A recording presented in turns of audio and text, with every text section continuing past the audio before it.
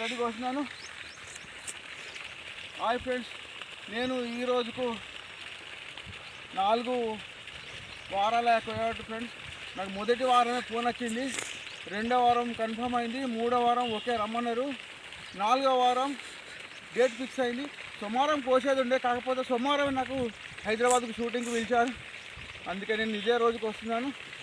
నిన్న పండుగ ఉండే శ్రీరామనవమి, నిన్న ఉడకపోతే బాగుండి అందుకే వేయలేదు ఫ్రెండ్స్. ఇప్పుడు పొద్దున వచ్చిన గడ్డి కోసిన, చాలా మంచి గడ్డి దొరికింది, బాగా దొరికింది మా ఆవులకు. నేను ఇప్పుడు తీసుకుపోయి అక్కడ ఆవులకు వేస్తాను ఫ్రెండ్స్.